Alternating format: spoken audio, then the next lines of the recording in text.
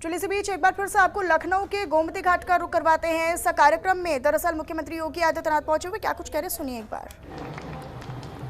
छठ पूजा में आए के हमरा बड़ा आनंद महसूस हो रहा बा। लोक आस्था के महापर्व छठ के आप सबके बहुत बहुत बधाई और शुभकामना। छठी मैया की कृपा आप सबके ऊपर बनल रहे, सबका जीवन खुशहाल रहे, आप सबके जीवन में उमंग और उत्साह बनल रहे। परिवार खातिर कठिन व्रत रखने वाली माता और बहनों लोगों के हमारी तरफ से विशेष मंगल कामना। भाइयों बहनों, हम सब जानते हैं कि दीपावली के बाद कार्तिक शुक्ल षष्ठी को बिहार, झारखंड, पूर्वी उत्तर प्रदेश, नेपाल की तराई का एक बड़ा भूभाग और जहां जहां भोजपुरी समाज है, यह छठ पूजा के रूप में इस कार्यक्रम को आयोजित करता है। यह मुख्य रूप से लोग इस सृष्टि के जो पिता हैं, भगवान सूर्य की उपासना का पर्व और इस उपासना के साथ छठी माई की पूजा बहुत कठिन व्रत है। 4 दिवसीय कार्यक्रम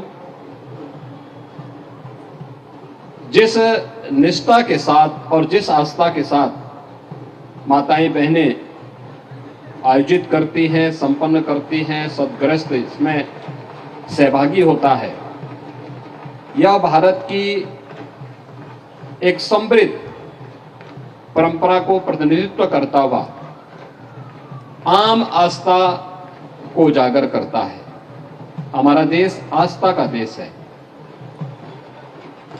और यह आस्था हम सबको उत्तर से दक्षिण, पूरब से पश्चिम, पूरे भारत को एकता के सूत्र में जोड़ता है। इस आस्था ने ही विपरीत परिस्थितियों में पूरे भारत को एकजुट करके रखा। आप याद करिए, मध्यकाल में जिन विदेशी आक्रांताओं ने हमारे धर्मस्थलों को अपवित्र किया था, क्षतिग्रस्त किया था, अगर ये आस्था नहीं होती तो हम भी उन देशों की तरह जहां की सभ्यता और संस्कृति पूरी तरह नष्ट हो गई, वे देश अपनी परंपरा, अपनी विरासत को भूल गए, खंडर पड़े हुए हैं। उन्होंने भौतिक विकास तो किया लेकिन अपनी मूल आत्मा को उन्होंने खो दिया है। उनके सामने अस्तित्व का संकट आज भी खड़ा हुआ है। लेकिन यहां पर इस प्रकार की लोक आस्था ने, जिसको सरकार की भले ही आज सरकार व्यवस्था कुछ करवा देती हो, स्थानीय प्रशासन इसमें कुछ सहयोगी बन पाता हो, लेकिन जब प्रशासन और शासन भी सहयोग नहीं करता था, तब भी सब लोग स्वतःस्फूर्त भाव के साथ इन कार्यक्रमों के साथ जुड़ करके इस लोक आस्था की परंपरा को जीवित बनाए रखे और सचमुच यह अत्यंत अभिनंदनीय कार्य है। मैं इसके लिए सभी व्रती, जितने भी माताएं बहनें हैं या उनके परिवार के सदस्य भी बहुत सारे लोग अब व्रत रखते हैं, उन सब का इस अवसर पर हृदय से अभिनंदन करता हूं। और मेरा यह मानना है, ये आस्था का ही परिणाम है कि लोकतांत्रिक मूल्यों और आदर्शों के बावजूद भारत 142 करोड़ की आबादी का भारत, उत्तर से दक्षिण, पूरब से पश्चिम,